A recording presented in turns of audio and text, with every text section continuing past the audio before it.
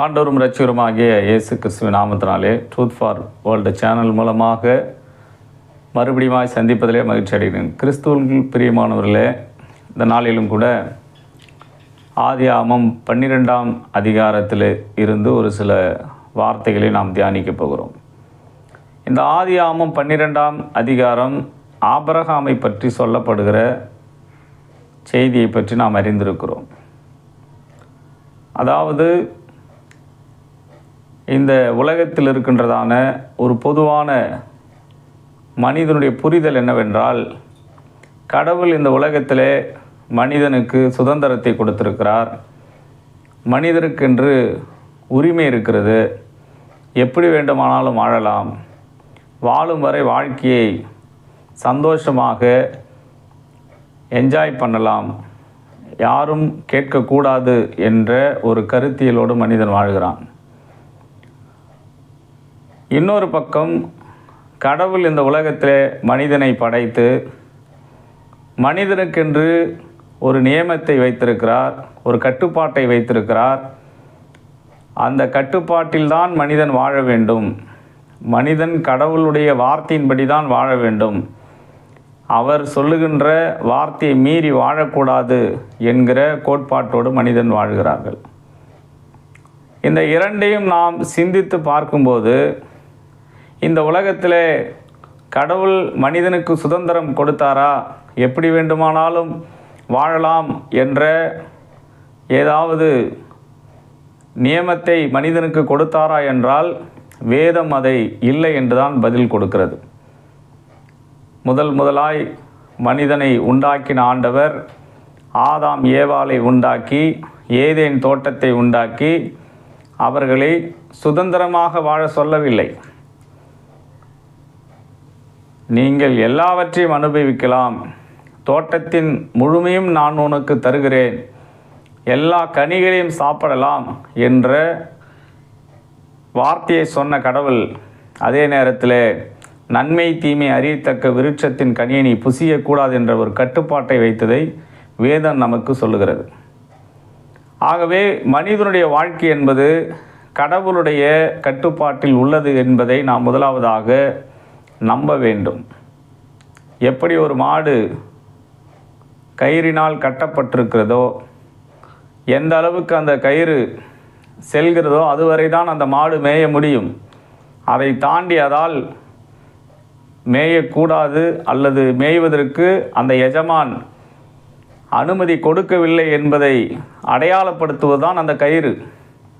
அதை போன்றுதான் மனிதனுடைய வாழ்க்கையும். கடவுள் ஒரு குறிப்பிட்ட அளவு நம்முடைய வாழ்க்கையை வாழ்வதற்கு நமக்கு சில சுதந்திரத்தை கொடுத்திருக்கிறார்.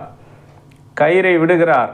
ஆனால் ஒரு எல்லையை தாண்டி நாம் நம்முடைய வாழ்க்கையை வாழக்கூடாது என்பது கடவுள் நமக்கு நியமித்திருக்கின்ற ஒரு நியமனம். ஆபிரகாமுடைய வாழ்க்கையில் நாம் பார்க்கும்போது, ஆபிரகாம் வாழ்ந்த கலாச்சாரம் என்பது அவருடைய தந்தை விக்கிரகத்தை செய்து வந்தவர் என்று குறிப்பு சொல்லப்படுகிறது. அவர் வாழ்ந்த அந்த கலாச்சாரம் என்பது சுமேரிய நாகரிகத்தின் கலாச்சாரம். பேன்தியோன்ஸ் என்ற ஒரு வார்த்தை சொல்லப்படுகிறது. பேன் என்றால் ஆல், தியோஸ் என்றால் காட், ஆல் காட் என்ற வார்த்தையை குறிப்பிடுகிறார்கள். அதாவது எல்லா கடவுளையும் நம்பக்கூடியவர்கள், எல்லா கடவுளையும் வணங்கக்கூடியவர்கள் என்று வேதம் அந்த வரலாறு சொல்லப்படுகிறது. ஆகவே இப்படிப்பட்ட பின்னணியில் இருந்த ஆபிரகாமை கடவுள் அழைக்கிறார். கடவுள் அவருக்கு ஒரு கட்டுப்பாட்டை வைக்கிறார், ஒரு எல்லையை வைக்கிறார். அதை தான் ஆதியாகமம் 12ஆம் அதிகாரத்தில் நாம் பார்க்கிறோம். ஆதியாகமம் 12:1, 2, 3 நாம் வாசிக்கும்போது, ஆபிரகாமை பார்த்து ஆண்டவர் அழைக்கிறார். ஆபிரகாமை நோக்கி, உன் தேசத்தையும் உன் இனத்தையும் உன்னுடைய தகப்பன் வீட்டையும் விட்டுவிட்டு நான் உனக்கு காண்பிக்கும் தேசத்துக்கு வா என்று ஆண்டவர் அழைக்கிறார். இதுதான் மனிதனுக்கு ஆண்டவர் நியமித்திருக்கிற நியமனம். ஆங்கிலத்தில் ப்ரீ டெஸ்டினேஷன் என்று சொல்லப்படுகிறது. அதாவது முன்கூட்டியே ஒரு மனிதனுடைய வாழ்க்கையில் கடவுள் எதை செய்ய வேண்டுமோ அதை ஆண்டவர் வரையறுத்த பிறகு மனிதனை நடத்துகிறார் என்ற ஒரு கருத்தை சொல்லுகிறார்கள். அதாவது நமது வாழ்க்கையில் எது நடக்க வேண்டும் என்பதை ஏற்கனவே ஆண்டோர் முன்குறிக்கக்கூடியவர். கடவுளுக்கு தெரியாத எதுவுமே நம்முடைய வாழ்க்கையில் நடக்கப் போவது இல்லை என்று தான் இந்த வேதம் நமக்கு கற்றுக் கொடுக்கிறது. ஆபிரகாம் அந்த விக்கிரக கலாச்சாரத்தோடு வாழ்ந்து மடிய வேண்டும் என்பது கடவுளுடைய திட்டம் அல்ல. கடவுள் ஏற்கனவே ப்ரீடெஸ்டினேஷன் ஆபிரகாமுக்கென்று ஒரு நியமத்தை வைத்திருந்தார். ஆபிரகாமுக்கென்று ஒரு வாழ்க்கையை வைத்திருந்தார். ஆபிரகாம் மூலமாக இந்த பூமியை ஆசீர்வதிக்கப்பட வேண்டும் என்ற ஒரு மிகப்பெரிய ஒரு திட்டத்தை வைத்திருந்தார் என்று வேதம் சொல்லுகிறது.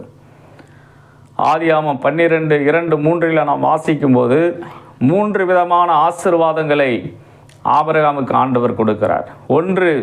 2வது வசனத்தில், நான் உன்னை பெரிய ஜாதியாக்கி உன்னை ஆசீர்வதித்து என்று நாம் வாசிக்கிறோம். அதாவது முதலாவதாக நேஷனல் பிளெஸ்ஸிங், தேசிய அளவு ஆண்டவர் உன்னை பெரிய ஜாதியாக்குவேன் என்று ஆபிரகாமுக்கு சொல்லுகிறார். 2வது, உன் பெயரை பெருமைப்படுத்துவேன், நீ ஆசீர்வாதமாக இருப்பாய். இது பர்சனல் பிளெஸ்ஸிங், தனிப்பட்ட ஆசீர்வாதம். 3வது, உன்னை ஆசீர்வதிக்கிறவர்களை ஆசீர்வதிப்பேன், உன்னை சபிக்கிறவர்களை சபிப்பேன், பூமியில் உள்ள வம்சங்கள் எல்லாம் உனக்குள் ஆசீர்வதிக்கப்படும். இது இன்டர்நேஷ்னல் பிளெஸ்ஸிங். ஆபிரகாமை அழைக்கும்போது நீ எவ்வளவு தூரம் நடக்கிறாயோ எல்லாம் உனக்கு சொந்தமாகும் என்று ஆண்டவர் ஆபிரகாமுக்கு தேசிய அளவு ஆசீர்வாதத்தை பற்றி பேசுகிறார். ஆதியாகமம் 13:2 வாசிக்கும்போது, ஆபிரகாம் பொன்னும் ஐஸ்வர்யமுடைய சீமானாய் இருந்தான் என்று தனிப்பட்ட ஆசீர்வாதத்தை சொல்லப்படுகிறது. அது மாத்திரமல்ல, 3வது வசனம் வாசிக்கும்போது, பூமி உனக்குள்ளாக ஆசீர்வதிக்கப்படும் என்று சொல்லி, ஆபிரகாம் மூலமாக தான் இந்த பூமியே ஆசீர்வதிக்கப்பட போகிறது என்று சொல்லி ஆபிரகாமுக்கு ஆண்டவர் வாக்கு கொடுக்கிறார். இதுதான் ஆபிரகாம் வாழ்க்கையில் வைத்த திட்டம். இன்று வரை கிறிஸ்தவர்கள் மட்டுமல்ல, யூதர்கள் தங்களுடைய முற்பிதாவாக ஆபிரகாமை தான் அவர்கள் முன்னெடுத்து தொழுது கொள்கிறார்கள். இன்றைக்கு இஸ்லாமியர்கள் கூட ஆபிரகாமை இப்ராஹிம் என்று இன்றைக்கு அழைத்து ஆபிரகாமை முன்னிலைப்படுத்துகிறார்கள். ஆகவே கிறிஸ்துவம், யூதம், இஸ்லாம் 3மே ஆபிரகாமை முன்னிலைப்படுத்துகிறது. காரணம் என்னவென்று சொன்னால், ஆண்டவர் ஒரு மனிதனை முன்கூட்டியே தீர்மானித்து திட்டம் வைத்து ஆண்டவர் மனிதனை ஒரு கட்டுப்பாட்டுக்குள்ளாக கொண்டு வரக்கூடியவர் என்பதை இந்த ஆதியாகமம் 12ஆம் அதிகாரம் நமக்கு சொல்வதை நாம் பார்க்கிறோம். ஆண்டவராகிய தேவன் ஆபிரகாமை அழைத்த போது ஆதியாகமம் 12ஆம் அதிகாரம் 4வது வசனத்தில் வாசிக்கும்போது, கர்த்தர் ஆபிரகாமுக்கு சொன்னபடியே ஆபிரகாம் புறப்பட்டு போனான் என்று நாம் வாசிக்கிறோம். இவர் எங்கே புறப்பட்டு போகிறார், எங்கே அவருடைய வாழ்வை அவர் கட்டமைக்கிறார் என்று 8வது வசனத்தில் வாசிக்கும்போது, பின்பு அவன் அவ்விடம் விட்டு பெயர்ந்து பெத்தேலுக்கு கிழக்கே இருக்கும் மலைக்கு போய் பெத்தேல் தனக்கு மேற்காயும் ஆயி கிழக்காகும் இருக்கும் மட்டும் கூடாரம் போட்டான், கடவுளை அங்கே தொழுது கொண்டான் என்று வேதத்தில் வாசிக்கிறோம். ஆபிரகாம் வாழ்ந்த கலாச்சாரம் என்பது பல தெய்வ வழிபாடு உள்ள கலாச்சாரம். அப்படிப்பட்ட கலாச்சாரத்தை உடைய ஆபிரகாம் கடவுளுடைய அழைப்பை பெற்ற பிறகு எங்கே கூடாரம் போட்டான் என்று 8வது வசனத்திலே வாசிக்கும்போது பெத்தேலுக்கு அருகே என்று சொல்லப்படுகிறது. பெத்தேல் என்று சொன்னால் தேவனுடைய வீடு என்ற அர்த்தம்.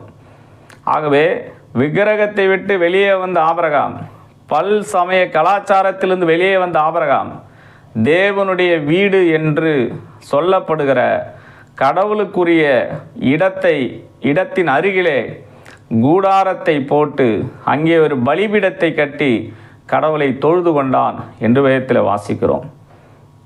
இந்த நாளில் கூட கடவுள் நமக்கு ஒரு நிபந்தனை வைத்திருக்கிறார், நமக்கு ஒரு கட்டுப்பாட்டை வைத்திருக்கிறார், நமக்கென்று ஒரு வரையறையை வைத்திருக்கிறார். நாம் எந்த மூலைக்கு சென்றாலும் தேவனை சார்ந்து வாழ வேண்டும், தேவனுக்காக வாழ வேண்டும், தேவனை தொழுது கொள்ள வேண்டும். இதுதான் கிறிஸ்துவம் நமக்கு கற்றுக் கொடுக்கிற ஒரு காரியம். இந்த உலகத்தில் நமக்கு பல வேலைகள் இருக்கலாம், எத்தனை இடங்களுக்கு வேண்டுமானாலும் செல்லலாம், கடல் தாண்டி செல்லலாம்.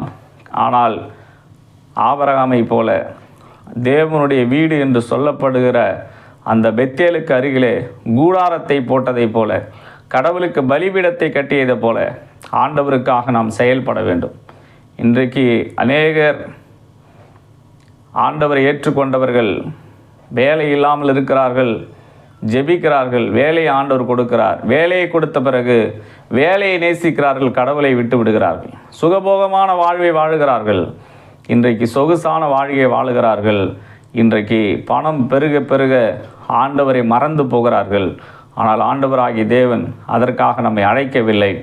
ஆபிரகாமை ஆண்டவர் அழைத்த போது ஆபிரகாம் தன்னுடைய வாழ்க்கையை அர்ப்பணித்து ஆண்டவருக்காக செல்லுமிடமெல்லாம் பலிபீடத்தை கட்டியதாக வேதத்தில் நாம் பார்க்கிறோம். ஆகவே தன்னுடைய தகப்பன் வீட்டை, தன்னுடைய தேசத்தை விட்டு கடவுளுக்காக தன்னுடைய வாழ்க்கையை அர்ப்பணித்தார். இன்றைக்கு நமக்கு ஆண்டவர் கொடுக்கின்ற ஒரு எச்சரிப்பு என்னவென்று சொன்னால், நாம் கிறிஸ்துக்குள்ளாக வாடும்போது புது சிருஷ்டியாக நாம் மாற வேண்டும். பழையவைகள் எல்லாம் ஒழிய வேண்டும். பழைய சுபாவம், பழைய கலாச்சாரம் எதெல்லாம் நம்முடைய வாழ்க்கையை கிறிஸ்துவை விட்டு பின்னடைய செய்கிறதோ, ஆவிக்குரிய வாழ்க்கையிலே நம்மை தோல்வியடை செய்கிறதோ, அதையெல்லாம் விட்டு ஆபிரகாம் நமக்கு காண்பிக்கிற அந்த மாதிரியை நாம் இன்றைக்கு பின்பற்ற வேண்டும். கர்த்தர் நம்மை ஆசீர்வதிப்பாராக. கண்களை மூடி நாம் ஜெபிக்கலாம். எங்களை கிருபையாக நேசிக்கிற நல்ல ஆண்டவரே, உமது கரத்தில் எங்களை நாங்கள் ஒப்புக் கொடுக்கிறோம். ஆண்டவரே, பல கலாச்சாரத்தை உடைய ஆபிரகாம் கடவுள் அழைத்த பிறகு பெத்தேலுக்கு வருகிறார். பெத்தேலிலே தன்னுடைய வாழ்க்கையை அர்ப்பணிக்கிறார், கூடாரம் போடுகிறார், பலிபீடத்தை கட்டுகிறார், கடவுளை தொழுது கொள்ளுகிறார். ஆபிரகாமை அழைத்த போதே ஆபிரகாமுக்கு நேஷ்னல் பிளெஸ்ஸிங், பர்சனல், இன்டர்நேஷ்னல் பிளெஸ்ஸிங்கை ஆண்டவர் கொடுத்தீர். எங்களை நாங்கள் அர்ப்பணிக்கிறோம். எங்கு சென்றாலும் உம்மை தொழுது கொள்ள வேண்டிய கூட அந்த எண்ணத்தை எங்களுக்கு கொடுப்பீராக. மீட்பருமுள்ள ஜெபங்களும் ஜெபம் நல்ல பிதாவே. ஆமென்.